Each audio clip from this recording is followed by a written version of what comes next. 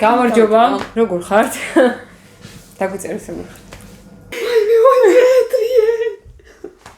ხო, დაიწყე კარგად თქვი და იმიტომ. ნახვამდის.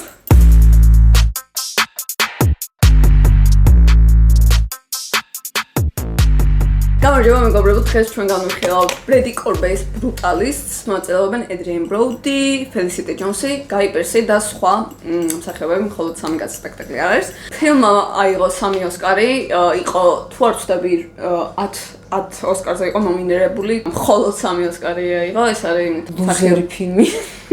Adrien Brody მაიღო ოსკარი, საუკეთესო ფილმში შექმნილი კომპოზიცია. და საოპერატორო ნამუშევარი. დავიწყოთ მაშინ უშუალოდ ფილმზე ლაპარაკი და დრამატურგიაზე ლაპარაკით დავიწყებთ და ვერც ერთ კომპონენტთან დაკავშირებით ვერ ავწდებით დრამატურგიას. 3 საათნახევრიანი ფილმია და არც არის გამორიცხული, რომ ბევრია სალაპარაკო, მაგრამ ისედაც. ცუდი ის არის, რომ 3 საათიანი ფილმისთვის წესით რაც უნდა იყოს ბევრი სალაპარაკო, ეგ არ არის და ეგაა პრობლემა და რაც ხდის მე ბევრად სალაპარაკოს, ზუსტად ეგაა პრობლემა. ამით მინდა დავიწყოთ დრამატურგიასთან დაკავშირებით, აი წითელი ასოები დასკვნა მიწერია, რომ ეს ფილმი ბევრჯერ მაქვს ნანახი. დრამატურგია არის ისეთი, რომ მილიონ ფილმში გვაქვს ნანახი და ამას გულისხმობ, რომ ეს ფილმი ბევრჯერ მაქვს ნანახი და რაღაც იმას არა, რომ მართალია სულად ბიოგრაფიული ფილმი არ იყო, მაგრამ ზოგადად მოდი ესე ვთქვათ, რომ ფილმებში ბიოგრაფიული, იმიტომ ვახსენე, რომ ბიოგრაფიულ ფილმებში იციან ესე ცდილობენ, რომ ამ თვითონ პერსონაჟის ცხოვრების რაღაც დიდი ნაწილი აღბეჭდონ რა და არა რაღაც კონკრეტული, რაც ყოველ ჯერზე, თუნდაც Complete Unknown-ის მაგალითი რო ავიღოთ, ბევრად უფრო კარგად მუშაობს, როცა ერთ კონკრეტულ რაღაცაზე ხარ ფოკუსირებული. სპეციალურად ბოლოსკენ ჩამოვწერე წლები, რომელსაც ეს ფილმი მოიცავს. პირველი ნაწილი არის 1947 წელი, მერე არის 53 წელი, 58 და ბოლოს არის 80. ფილმი ზოგადად ორად იყოფა და ის საინტერესო რაც იყო, რომ შესვენება ჰქონდა თვითონ ფილმს და ახლანდელ ფილმებში არ ხდება ხოლმე, მაგრამ კაია რომ მიხვდა რომ 3 საათნახევრიან ფილმში ერთწუთიანი შესვენება თუ რამდენიც იყო გაიკეთებინა. ორ ნაწილად იყოფა თვითონ როგორც რეჟისორს გაყოფილი, მაგრამ რეალურად შეგვიძლია რომ 4 ნაწილად გავყოთ. 4-ვე ნაწილში მე ვიტყოდი რომ არის ერთი პერსონაჟი, მაგრამ არის სხვადასხვა ამბავი და რა კრავს ამ ამბავს ვერ ვიგებთ და ერთ ფრაზას ვიტყვი, რაც რითიც მთავრდება ფილმი, ეს არის რომ თავარი არ არის ის გზა, რასაც გადიხარ, თავარია ის, სადაც მიდიხარ. როცა კინოზეა ლაპარაკი, ძალიან მნიშვნელოვანია ის გზა, რასაც გადიხარ. აქ არც გზა იყო დიდად სახარბიელო და arts destination, arts is ადგილი, სადაც მივიდა, იმიტომ რომ დასრული იყო ცოტა კოშმარი. აი ბოდიში შეიძლება ძალიან ისეთ განაცხადია, მაგრამ დასრული იყო მართლა რაღაც არ ვიცი, ის რაც არ უნდა ყოფილიყო. ფიქრობ და აი რაზე იყო ფილმი ნამდვილად, ანუ ეს დრამატურგიამ რასაც უნდა გაცეს, რა კითხვასაც უნდა გაცეს პირველ რიგში.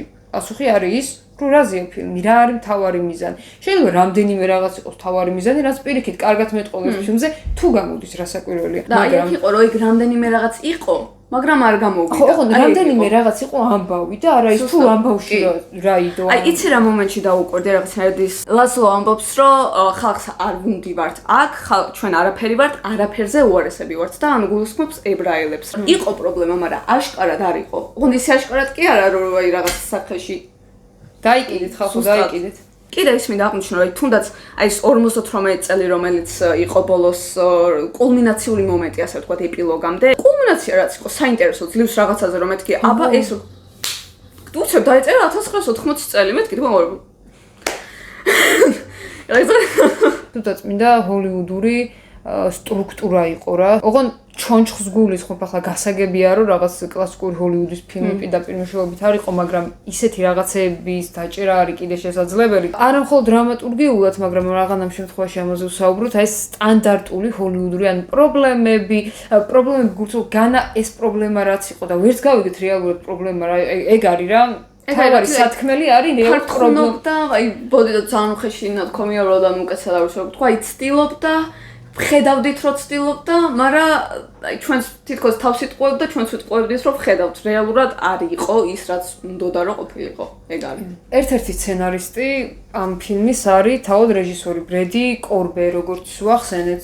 ამ ადამიანს სამსახიობო გამოსვლა, მეგონი პროფესიით არის მსახიობი. ეს ფილმი არის პირველი სერიოზული ნამუშევარი, ხო, ობიექტურად გამოდის, მე მგონი, მაგის რაღაც ფილმი კიდევ რაღაც წელს გამოდის, კიდევ ერთი, რაზეც ამბობენ, რომ ისევ აი ეს ოსკარების შანსი აქვს და რაღაც სერიოზული და round table-ზე და რაღაც ძალიან საყვარელი ტიპი არის და აი ისეთ ხალხთან ერთად იჯდა ეხა იმ მაგიდაზე და ძალიან საყვარელი ტიპი განარავი, მაგრამ ეგ ხო არ არის რეჟისური. თან ანუ რთული ისეთი სერიოზული განაცხადია, რომ პირველი სერიოზული ფილმი და 3 საათნახევრიანი გააკეთო და ასეთ თემას შეეხო და ისეთ მსახიობებთან ითანამშრომლო. კი, აი გასაგებია რომ პირველივე ფილმი რაღაც ვაუ არ იქნება და ყველა დეივიდ ლინჩი არ არის, ან პირველი სერიოზული ფილმები იყოს რაღაც ტოპ. მაგაზე არა საუბარი, მაგრამ ავთენტური რო გახდე არის ის, რომ რაც არის წესები, ის დაარღვიო, ოღონდ დაარღვიო სწორად. კი, ანუ წესები უნდა ისწავლო იმისთვის, რომ დაარღვიო. კი, მე ასე შაბიჭება დამჭა. ამ რეჟისორმა ეს ძალიან კარგად იცის, დრო იცის, რომ ეს წესები უნდა დაარღვიოს, მაგის მიხედვით ქონა რაღაც თითქოს იახლეები შეტანი, რაღაც, რაც რეალურად ძალიან გადაღეჭილია. როგორი წერება ფილმის სცენარი, მაგას ყველაფერს მიყვა, მაგრამ თავარი გამურჩა, რომ ის ამ წესებს მიყოვი, მაგრამ ამ ამბავს მიყოვი, მაგრამ რა არის ამ ამბის სული რა არის ამ ამბის სათქმელი მთავარი. აი, ეგ იკარგება და შეკრაზე, რითაც იწყება კადრი, რომ ის გოგო შეყავთ იმ ოთახში. ფილმი მე მიდის ჩაოლებრივად, არც მახსოვდა ეგ დასაწყისი. და ბოლოს უკვე რომ თავდება და ეგ რა საშინელი ის იყო ჯერ საერთოდ მონტაჟურად, მაგაზე მე ვახსენეთ, მაგრამ ეს არ არის ახალი ხილი, არ არის რაღაც ნოვაცია, რომ რითაც იწყება კადრი, იმით ვერ სრულდება და ეს კრავს ფილმს. ეს ზუსტად იმიტომ რომ იცის წესები, მაგრამ აი რატო კეთდება ეს წესი რისთვის არსებობს? რა მომენტში რა უნდა გამოიყენოს? ხო, ერთ თითქოს არ არის გათვალისწინებული და რატო დასაწყისი და დასასრულის კადრები იყო იდენტური, ერთი და იგივე, მაგრამ იდეურად ეს ფილმს რატო უკრავს? ასეთ იყო ბევრი, ეს უბრალოდ ერთი მაგალითი ყველაზე მეტად შესამჩნევი რა არის. იმ ბოლო კადრმა გამახსენდა საერთოდ, და ეგრევე თავიდან დავაწყებინე ფილმს, რომ ხო ეს ფილმი ასე დაიწყო, იმიტომ რომ მანამდე საერთოდ არაფერ შუაში არ იყო ის დასაწყისი ფილმთან. დრამატურგიული შეცდომაც არის, რომ ასე რო ეწერა და ასე რო გადაწყვეტეს და რეჟისურის შეცდომა, უბრალოდ დრამატურგიაზე მარტო ამ კაცს ვერ დავაბრალებთ, იმიტომ რომ სხვების იყვნენ სცენარისტები და ეს ფილმი სცენარშიც იყო ნომინირებული. და მონტაჟშიც, რასაც გამორჩეულად უნდა ველაპარაკოთ. მე მგონია რომ თან მონტაჟს და საოპერატორო ნამუშევარს რო ვახსენებთ, რაც ორივე იყო ნომინირებული, საოპერატორო მოიგო კიდეც. მგონია რომ რეჟისორის თვითონ მანდ უფრო გამოჩნდება, რაღაც გადაწყვეტილებები არის ისეთი, რამაც თითქოს უხერხულში ჩამაგდო, იმიტომ რომ ეს ტექნიკური შეცდომა თუ აი როგორი შეცდომებიც იყო, ანუ თან ეხაც უხერხულად გძნობ თავს, როცა რაღაც ამხელა ფილმის იმას შეცდომას ვუწოდებ მე ვინ ვარ საერთოდ. უბრალოდ ეგეთი შესამჩნევი იყო რა და შეუძლებელია რომ ტექნიკურ რაღაცებზეც არ ელაპარაკოთ. AI გამოიყენოსო და ველოდებოდი რომ ძალიან ეს art design-ის და ის რაღაც ძალიან ისეთი კადრები იქნებოდა რომ დავეცემოდი. აი წარმოგიდგენია მანცად შეიძლება ყოფილიყო გამოყენებული. ანუ რა იყო ისეთი რომ ადამიან ანუ ვერ გააკეთეს. ალბათ ის უკვე რომ აშენებას იწყებს მას და ეგ რაღაც AI CGI ხო რა, ანუ CGI-ში რა ვერ გააკეთეს. შეიძლება ის იტალიაში რო იყო ეგ მთები, მაგრამ მართლა მანდაც CGI-ის რა ვერ არ ვიცი. AI-ის რა გააკეთებინეს, არ ჩავძიებივალ და სიმართლე გითხრათ, არც გამიჩნდა სურვილი მაგის მერე.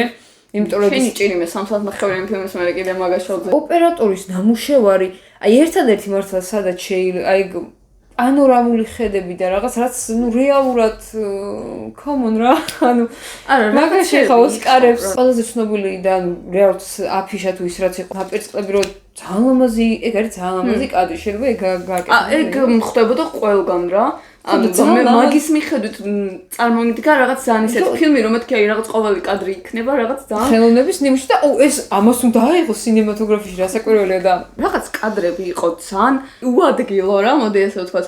აი მაგალითად ერთ კეთყვი, აი იმის სადილობის სცენა, ლასლო რო ეუნება რაღაც სიახლეს, რო ისე უბრუნდება ამ ჰარისონთან სამუშაოდ. სტილ სცენა არის, უძრავი, რაღაც მიდის ეს დიალოგი, რაღაც მიყვები, უცებ არის ჭრა, რომ ეს გოგო და მისი საქმრო თუ ქმარი ესე ანუ რაღაც სუბიექტი ხო რაღაც ეგრე და მე ესე რა შუაში რა ვეს ანდერსონი გამიძრო რა შუაში იყო ხო ძალიან სწრაფი იყო ხო ანუ მონტაჟში უფრო ვიტყვით ამას მაგრამ მაინც ანუ რატომ მოუნდათ საერთოდ რომ მაგ რაკურსით ანუ გადაიღოთ ბოლომდე იმ უძრავი კადრით და ანუ არ იყო მაგ სცენაში არაფერი შესაძლებელი ხო მithumetes რომ ემოციურად ისეთი რაღაც არ ჩადა რომ არ გაუგდნენ ან გაუხარდათ ან არ საერთოდ ხო და ბევრი იყო ეგეთი რაღაცა მაგრამ მოდი ანუ კაიც ვთქვათ მაინც რა. კი. აი ერთი რაღაც იყო ძალიან საინტერესო, მაგალითად, როცა პირველად მიყავს ამ ჰარისონს, აი ლოკაციის სანახავად, სადაც უნდა აიგოს ეს რაღაც სოფელი, ასე ვთქვათ, ცენტრი ქალაქის უბრალოდ წინ მიდის ეს დიდარი ხალხი, რაღაც ძალიან აი ჭიქების წყარუნით და უკან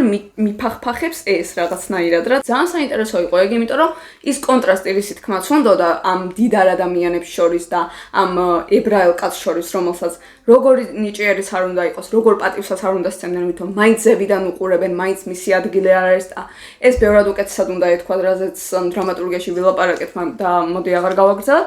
უბრალოდ აი ამ ხრივ მართლა საინტერესო იყო რა, რაღაც ესეთი მომენტები იყო, სადაც ამ სათქმელს, რაც დრამატურგიამ ვერ თქვა, ვიზუალით კარგად გეუბნებოდა. კარგი სათქმელი იყო, სწორად გაკეთებული, უბრალოდ აი მთავარი რეალურად ეგ არ იყო, უბრალოდ ანუ მეორე პლანის ხო და თითქოს ყველა სათქმელი რაც ქონდა, მთავარი ვერ გამოკვეთა თითქოს. ყველა სათქმელი რაც იყო მეორე ხარისხოვანი. აი რაღაც ეგრე გამოვიდა საბოლოო ჯამში რა. ბერგმანის Seven Seals რეფერენსი იყო ერთი კიდე საინტერესო. რაღაც ისეთი მარო იქამდე დედის სიკვდილზე ლაპარაკობდა და როგორ უყვარდა დედა. ხო, ტექნიკურად კარგად იყო გაკეთებული, მაგრამ აი უკვე ძალიან გადაღეჭილი არის, აი ეს ბერგმანის ეს სიკვდილის ცეკვა არის, აი გამოვიდა ყელში. ამის გადამღერება თუ განათვითონი ის ხო, ეხა ის რანაირად რადონგიჟული იყო. ეგეთი რაღაც რეფერენსები და ინსპირაციები სხვა, აი ერთ-ერთი მაგალითად რაც გამახს არ ვიცი რამდენად იყო ჩაფიქრებული, მაგრამ კარტიე ბრესონის ერთ-ერთ ფოტოს გავდა რა, ერთ-ერთ სურათს გავდა. და აი ეგ ძალიან მომეწონა. დამთხო იყო თუ რა იყო, არ ვიცი, მაგრამ ძალიან იმას გავდა ეხა. მანდაც რა შუაში იყო ის მონტაჟი რაც. არა და ამ დროს ანუ ოპერატორის გასაკეთებელი ძალიან მაგარი იყო და მონტაჟის რა შუაში. ეგ გაჩნდა ეგ კითხვა ძალიან ბევრჯერ რა შუაშია. ძალაუნაბურად გადავედით მონტაჟზე, იმიტომ რომ ერთი რაც შეგვიძლია ამ ფილმში იყო დრამატურგია, ცუდი მხრივ რა თქმა უნდა და მეორე იყო მონტაჟი აშკარად. What the fuck was this? ნომინირებული ოსკარზე ნომინირებული არ დავიწყოთ.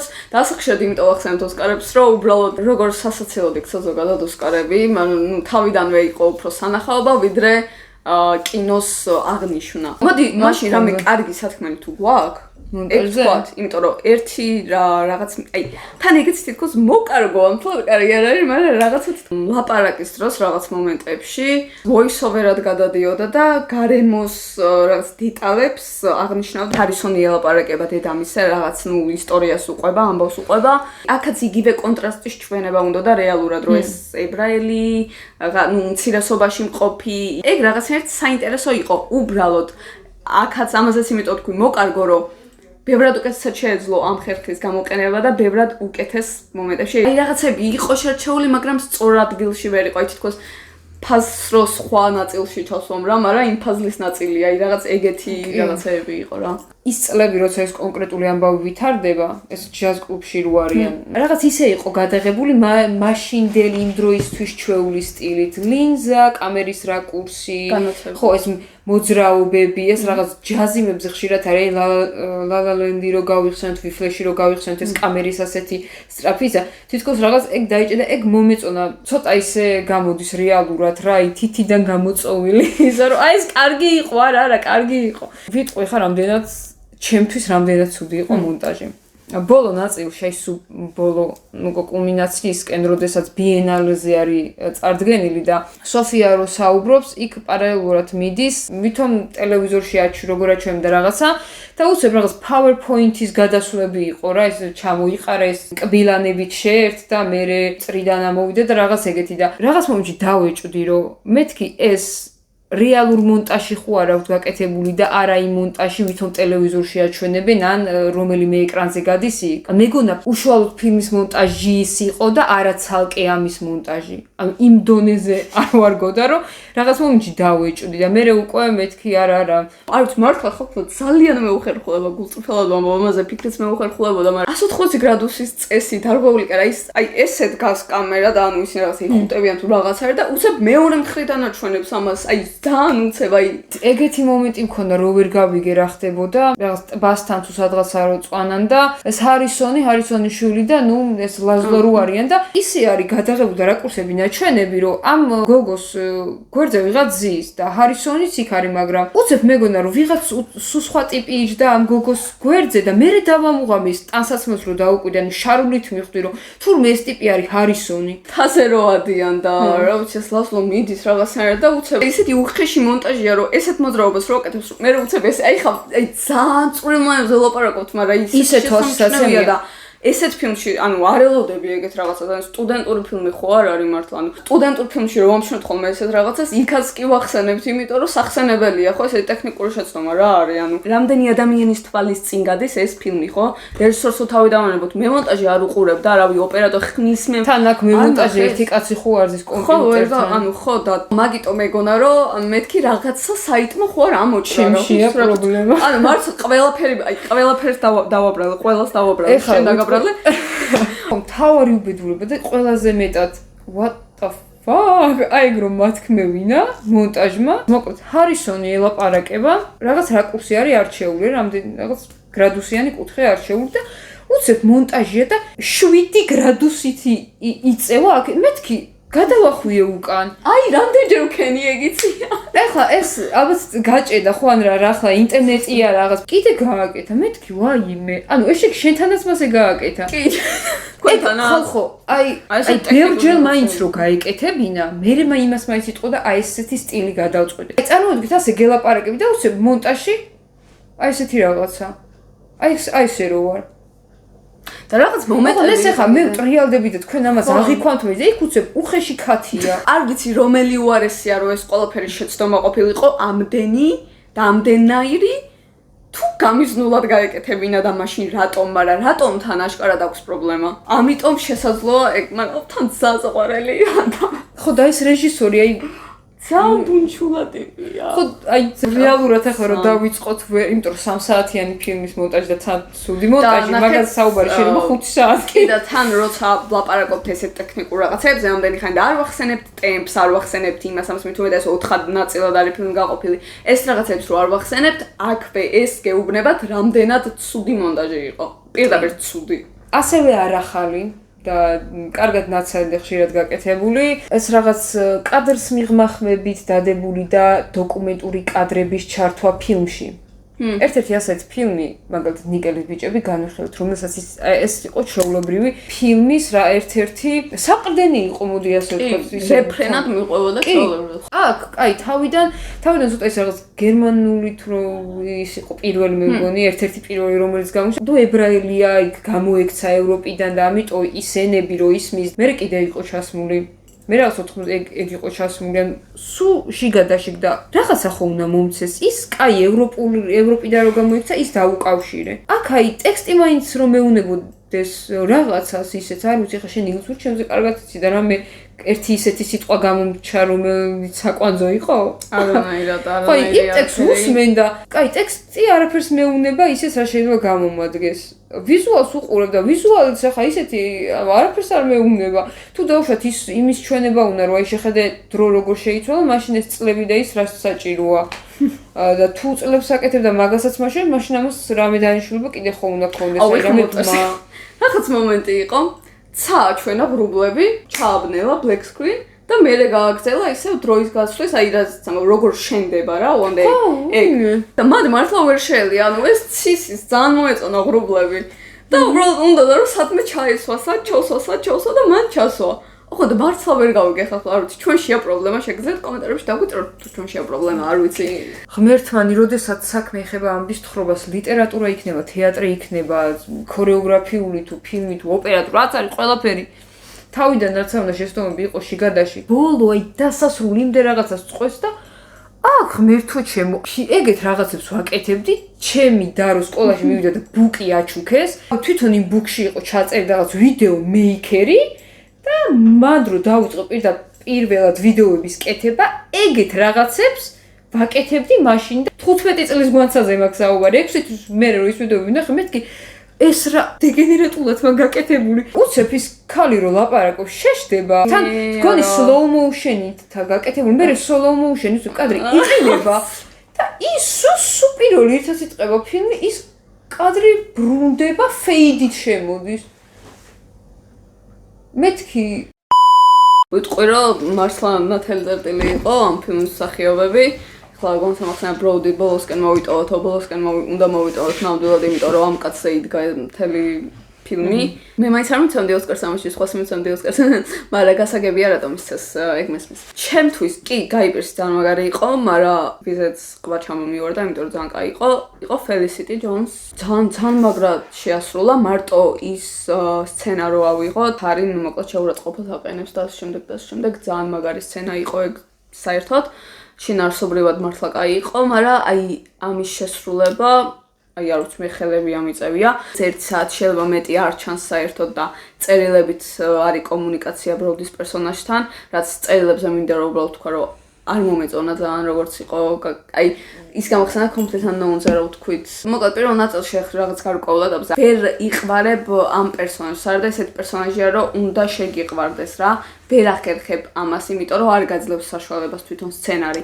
და როგორც კი ეს ქალი ჩდება ეკრანზე, სიტყვის ამოღებაც რო არ გჭირდება, აი თვითონ ყოფნას რამ ხელმისაწვდომობა აქვს, როცა ეს აურა და ეს აი ქარიზმა რაც ვახსენეთ, ეს როცა გაქვს. კონტრასტი რო გავაკეთოთ იმ გოგონასთან, რომელიც სოფიას როლს თამაშობდა, არ ვიცი, შეიძლება ჩემში იყო პრობლემა. ძალიან მნიშვნელოვანია, როცა მით უმეტეს მთელი ფილმი ხმას არ იღებ, თითქმის მთელი ფილმი კი რა თქმა უნდა მე ლაპარაკობს. ძალიან მნიშვნელოვანია თვალებით როგორ თამაშობ, სახის გამომეტყველებით როგორ თამაშობ, თუნდაც სხეულის ენით რას აკეთებ. მე მგონია რომ არასწორად იყო შერჩეული თვითონ მსახიობი, იმიტომ რომ ვერანაირად ვერაფერი ვერ მოიტანა ამ სოფია. ანუ არ ვიცი, ჩემთვის იყო ძალიან მიუღებელი ყველანაირად და მე საერთოდ ის გადაწყვეტა რა იყო, რომ რაღაც ერთ-ერთ წერილში ეუნება რომ აი შენი შვილი ძალიან გავსო და იგივე მსახიობი ბოლოს ეპილოგში იგივე მსახიობი დატოვეს, სოფია იყო სოფიას შვილად, ანუ და ეს იყო საერთოდ ხალხო ჩვეულებრივად მაყურებლის დაცინვა. იმიტომ რომ ზუსტად გამახსენდა ის მომენტი, როცა წერილში ეუნება როგორ გავს გაჭრილი ვაშლივით გავშვილიო და იგივე მსახიობი დასოს იმ შვილს, აი ეს არ ვიცი რა იყო უბრალოდ. აქ ჩვენი სპონსორი დედიკოს კამპოტი ყველაზე ტკბილი კამპოტი.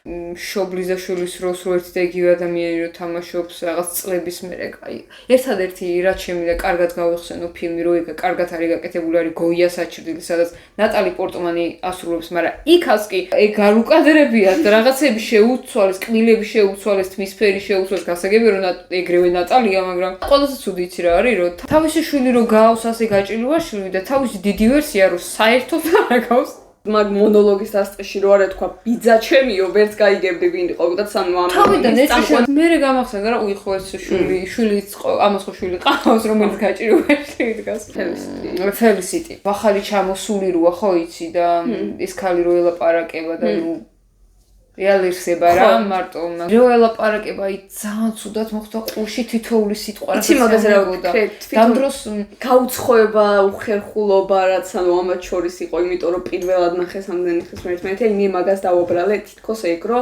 უნდა გეგრძნო თითქოს უხერხულობა არა ხო და უყურე შესრულებაზე ვამფავ ეგ მაგის ლაპარაკი და ის იყო ძალიან ცუდად ხვდებოდა ყურში აი ბროუდი მომეწონა მაგ სცენაში ძალიან ანუ ბროუდი არ შემექმნა უხერხულობა და აი იქ ცოტა აი როცა ჩუნდებოდა და მხოლოდ ანუ აკეთებდა რასაც აკეთებდა მაშინ მაგარი ხმას როგორც კი ამოიღებდა ეგრევე მეთქი უკაცრავად იქნებ ცოტა თუმცა მიყო მოქმედება ძალიან მაგრა აკეთებდა ყველაფერს რა ანუ ეგ ქიმია ძალიან მაგარი ქონდა მაგრამ ხო ვერბალური სიკით რა ქიმიაც არის და იქ საუბარს რო იწყებ და ეს მაქსენაზე ბარი მოსვიტყან ბროუდი ძალიან რომ მომეწონა oh god აი გაც რო ახსენებს და აი როგორ მეთქი ვაიმე ბეტრიენ გეღატავი ამეთ დაიწყე ხო ხარ შეხება გაი პირს რატომღაც გაი პირსის გაგონების მე უფრო მომინდა ამ ფილმის ყურებაა მეთქი შეაროზა და კაცოობა აბა ეხა წესი რა ითამაშე რომ მე მოვიხიბლო ძალიან იმიტომ რომ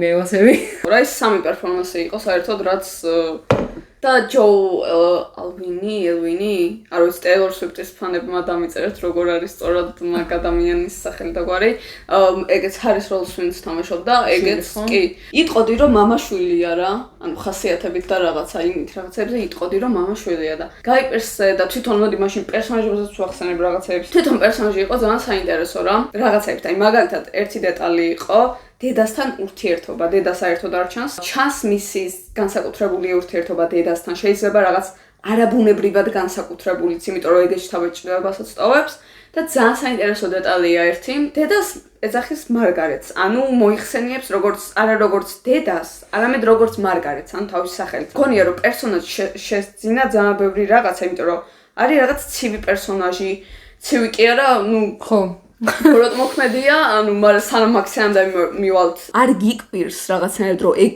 ჩაიდინა, რაც ჩაიდინა. შეიძლება დრამატურგიაზე მეტად გაიპირსის შესრულებაში აქვს საქმე, რომ იმდენად კარგად ეს დეტალები და ლეიერები, ეს ფენა იმდენად კარგად დაალაგა და გაითავისა და გადმოსცა, რომ ყველაფერი არის 100-იანზე და ყველაფერს იგებ რატომ, რაც ამ ფილმის პრობლემა, აქ იგებ რატომ, ანუ ამ პერსონაჟთან დაკავშირებით. გაიპირსეთ ძლიერი შესრულება იყო, მაგრამ იცი რას დავამატებ აი თავიდან რო ვახსენეთ რეჟისორზე რომ ამ რეჟისორს მსახიობი არის დრამატურგიაში სპეციალურად არ ვახსენე რომ მსახიობებზე აგებული ფილმი იყო მსახიობის თეატრი ხო არც ერთი მსახიობის არა იმ მსახიობის თეატრი რომ იმ მსახიობ ეგეთი რაღაც გააკეთა ამანაც რა ფილმში რომ მსახიობმა უნდა წაიყვანოს და ძალიან ბევრი დიალოგია ძალიან ბევრი მონოლოგია იგივე ის კაცრი მიღმახები რაღაც ხო აი ძალიან ბევრი არის და სწორად აარჩიე ეს მსახიობები თავარი როლის მსახიობები რომ ღმერთო აი არ ვიცი ალბათ ძალიან დიდი წეხი იყო თვითონ მიუხედავად იმისა რადგან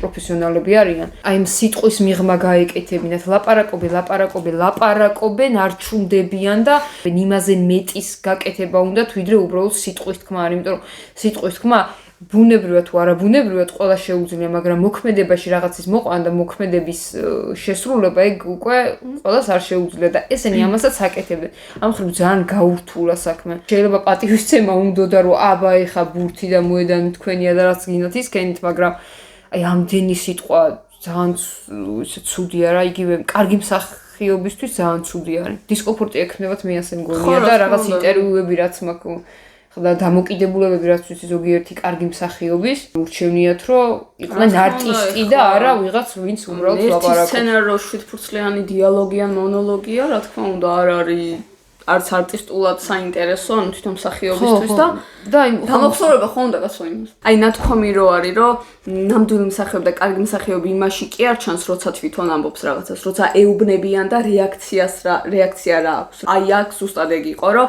რეაქციები რაც ხვის ნათქვამზე ქონდათ, ან თუნდაც ბექგრაუნდზე იყვნენ და რაღაცა დეტალში ამჩნევდი, აქ ჩანდა ყველაზე კარგად მათი მსახიობური ნიჭი. თორე ხა ედრიენ ბროუდის რომ მონოლოგის წაკითხვა შეუძლია და ცრემლის გადმოღრა შეუძლია და ეს დაჩაგრული კაცის სახის მიღება შეუძლია, ეგ რაც ვიცით. გონია რომ ძალიან რთულია ჩვენ ედრიენის პერფორმანსი ელაპარაკი, იმიტომ რომ მთელი ფილმი თითქმის ყველა სცენაშია, ხო, ანუ არ მახსოვს სცენა, რომელშიც არ არის, აი არ ვიცი რა მის გამოყოფა თუ რასაც ელოდებით ედრიენ ბროუდისგან, გიყვართ არ გიყვართ იმედი, ანუ არ ვიცი ობიექტურად მაგარი მსახიობია, ესე მგონია რა. ეს პერსონაჟი საერთოდ არ იყო საინტერესო. ჩემთვის პირადად. ძალით შექმნილი პერსონაჟი არის, იმიტომ გადავამოწმე, რომ იქნება მართლა არსებობდა ეს ადამიანი, რომ მაგ მხრივ მაინც გქონდეს ხელმოსაჭიდი და რაღაც ჩასაბღაუჭებელი, რომ ნამდვილი იყო და ხო კაი მაშინ აბა ხო ვერ შეცვლიდა რაღაცა, მაგრამ აი უკვე საკუთარი სურვილი თუ ასეთი პერსონაჟი შექმნა. რა ვქნა ეპილოგში ძალიან არ მომეწონა ის მეიკაპით დაბერებული, ეგ ზოგადად არ მომწონს ხოლმე ეგრე რო აბერებენ და რაღაცა ეგ ნათქვამი, მაგრამ თითქოს რა პერფორმანსიც დადო მთელი 3 საათ ნახევარი თუ 3 საათი და რამდენიც იყო იმ ეპილოგამდე რაღაცნაირად აი წაბილწა თითქოს მაგეტყვის აი რაღაც აი არ ვიცი რა პრობლემა თუ თვითონ იმ ან თვითონ აი ის რო ეს დაბერებული ეს მეიკაპით შემოიყვანეს და რაღაცა ხო ეგ მეიკაპი მეც ძალიან არ მომეწონა მაგრამ აი ბროუდზე ვერ იმოსქნია ხო მაგიტომ ამბობ რომ ბროუდის ბრალი არის უბრალოდ მაქსიმა ხენჯის უკან აი პირდაპირ რომ პროექტ მეიქაპი იყო, საშინელი მეიქაპი იყო და მაგ საშინელების უკან მიხვდეთ ან თითქოს არაფერი ქონა გასაკეთებელი, მაგრამ 4ჯერ ძლივს რო გამოაჩინეს, ამ კაცზე როა ფილმი და რაღაცნაირად რომ მოახერხეს, მადლობა რომ ეპილოგში ბოლო სცენაში რო გვაჩვენეს რამენაირად, ხო აი ეს ემოციები თუდაც გაღიმების სცენა და ეს ან საკმაოდ იმაში რომ ბროუდისგან ანუ როგორ აი ბროუდია common people ხარ ასაკვირველია. შე როგორც თქვი ბოლოს გააფუჭო მარტო მეიქაპმა კი არა ყველაფერმა იმიტომ რომ ფილმი წაართვეს ამ მთელი ან ტრაგიზმი და უბედურებები ამ პერსონაჟის გარშემო ასეთი ის არის და კულმინაციურ მომენტში გაწყვიტეს ფილმი ფაქტობრივად წაართვეს ამ პერსონაჟს ეს ეპილოგი არ იყო, იქ დამთავრდა. ეპილოგი ხო არის დასასრულის შემდეგ. ანუ რეალურად ფილმი სადაც მთავრდება არის კულმინაციის პიკი, სადაც უბრალოდ არ შეიძლება დანაშაულია ფილმის მან დამთავრება. Happy end-ით არის, ვითომ რომ აი ნახე დააფასეს ბიენალეზე, ამას ეძღვნება ეს ამბავი და რამდენმა რაღაც. ეგ ეს ანუ happy end-იც კი ვერ არის, იმიტომ რომ ეგრანაირი happy end-ია, ხვალ უნდა მოკვდეს. და ანუ ეგრანაირი შეთოლი მოუკვდა. ხო, ეგრანაირი happy end-ია და ანუ მაგასაც რომ თავიდანვე რომ დაუშვათ რომ ხვალ ყდება სცენაზე, ანუ მონოლოგიმა ეგეც კი წაართვეს პერსონაჟს. არ ვიცი, ძალიან ეგ ბოლო სცენა ძალიან ისევ ჯობდა რომ მართლა ეპილოგი საერთოდ არ ქონოდა და აი იმაზე გაბრაზებული ყოფილიყავით რომ არ დასასრულის garaშე იყო, იმიტომ რომ მაინც ეგრე გამოდის რომ დასასრულის garaშე იყო რა. არ არის ეს რაღაც მიჩხლართული და მოჩხლართული დასასრული ეს. ხო, იმიტომ რომ თუნდაც კაი დავუშვათ happy end-ით ამთავრდა დააფასეს და მიიღო საზოგადოება. აქამდე როგორ მივიდა იმ ამბის მერე რომ ის რაც მთავარი ეგრე და მერე აუ ის სიტყვები მაგიტო გამეცინა რომ თქვა რომ ეს როგორ მიდიხარ არ აქვს ნიშნობა სად მიდიხარ მეთქი ანუ მომასხეთ ჩვენ ანუ მაგას ბედა მაშინ ის უბედურება ის ტრაგედია ის რა ვიცი ცუც სიტყვებს არ ვიტყვი და ხვდებით ალბათ რაც დაემართა ამ ადამიანს რატომ ანახებ და მაგით რატო გინდა რომ ჩემი გული მოიგო თუ მე ცრემლი გადმომიგორდეს და უიდა ვაი ვთქვა და გამოვწორდე თუ რა ვიცი რაც უნდა რა მიზანიც ქონა მაშინ მაგას რატო აკეთებ, რატო იღებ თუ მნიშვნელობა არ აქვს და თავარია ის რომ ყველაფერი კარგად დამთავრდა. არა, ანუ აი რაღაცნაირად ძალიან გავლახეთ და გამოვანწყეთ ეს კაცი საზაყარელია, მაგრამ ბოდიში ვარ აი ეს ბოლო ეს სიტყვები მართლა მეგონა რომ აი მე მეუბნებოდა ეგეთ შეგრძემა მქონდა და ძალიან შეურაცხყოფად მივიღე რომ მეთქი no way თუ ეხლა ამ განხილვის მე ან იმას ფიქრობთ ვუყურო ამ ფილმს არ ვუყურო ასე შემდეგ თუ ჩვენ სიტყვის ფაქტია გავლენა აქვს მე გირჩევდით რომ ბროუდის პერფორმანსი და სხვა პერფორმანსების გამოც რაც ვახსენეთ ღირს ყურება მაინც ვიტყოდი რომ მაგათ გამო ღირს იმიტომ რომ მე სიამოვნება მომაჭა რამდენადაც შეიძლება ამ ძიმე თემებმა მხრივ უნდა უყუროთ ეს ქნეო ჩემი რჩება ახლა აქ იქნება სპოილერი ამ ფილმის ძალიან მთავარი და ამიტომ თუ არ და ასევე trigger warning, იმიტომ რომ ძიმე თემაზე ვილაპარაკებთ. ენერგია საიდან წამოიღო და ფილმმა ჩამithრია, უბრალოდ ჩემთვის ფილმი მაგენან დაიწყო, შეიძლება ასე ვთქვა. ეს არის გაუპატიურების სცენა, ყველაზე მოულოდნელი რაღაც რაც იყო და მაგ დროს იყო რომ ეს ჩანაწერი განახდეს ფილმი ნანახი მაგ თქო ვაპირებდი აბა თუ გადამახაზვინებს იმიტომ რომ შეიძლებოდა მეთქი აქამდე რაღაცები რაც ანახა იქნებ ეს იყო რაღაც სპეციალური მანქანა რომ ისეთი საბეჭება შემიქმნას და ეხა შემომარწყავს სახეში რომ აი შეხედე მე რა გავაკეთე და არა მაგრამ ეს სცენა იყო ძალიან მაგარი რაღაც ხო ეს სცენა იყო ძალიან პირველში მოულოდნელი, იმიტომ რომ ლაზლოსთან ანუ ამ პერსონაჟთან დაკავშირებით არ მოელი ესეთ რაღაცას, რომ ესეც ემართება, ანუ ესეც ხდება, თორე თვითონ ის რომ ჰარისონმა ის გააკეთა, როგორც წეგან ახსენდა, ეხლა ბევრს აღარ გავაგრძელებ მაგაზე, საერთოდ არ არის მოულოდნელი რა, კი ესეთი პერსონაჟია და ეგ მომეწონა პერსონაჟის განვითარება ნორმ, ანუ კაი იყო რა. თვითონ ჩემს ყველაზე საინტერესო რაც იყო ამ სცენასთან დაკავშირებით იყო, მე როგორი მოქმედა ამ ლაზლოს პერსონაჟზე, უფრო ბრუტალური გახდა და ასე შემდეგ, მაგრამ ყველაზე ტოპ რაც იყო ის სცენა, სადაც ფელისიტი ჯონსი ძალიან მაგარ პერფორმანსს დებს, როცა მიდის ჰარისონის სახლში და მის შვილებს ეუბნება, რომ მამა თქვენი მოძალადეა. რეალურად მაგ სცენის მერე რომ აი მამა თქვენი მოძალადეა, მან ძალიან საინტერესო რაღაცეები შეიძლება. აი ეგ არის რაც აი და მან დამტანო მართლა ვერ ამთავრებს, კერა მან დამთავრებს. ანუ ეგ კულმინაცია მაგაზე ვლაპარაკობდით, რომ მან უბრალოდ ამთავრებს. ვერ მოიფიქრა, ვერ მოძებნა, ვერ იპოვა ის საშუალებები, რითაც ამის განვითარება შეძლებდა. ამ ადამიანის ფილმოგრაფიას უკვე როგორც რეჟისორისას რო გადავხედე, გადავხედეს რა იყო ეს არის სერიოზული ის რითაც დაიწყო და ბრავო სიმამაცისთვის ყოჩა სიმამაცისთვის მაგრამ ძალიან გაუჭირდებოდა რა საკვირველია და გაუჭირდა იგივე აიქედან შეეძლო გამოძრომა იმიტომ რომ ეგრე იყო რამდენიმე მომენტია მანდ განსაკუთრებით რომ მივიდა სადღაც რაღაც აი თითქოს რომ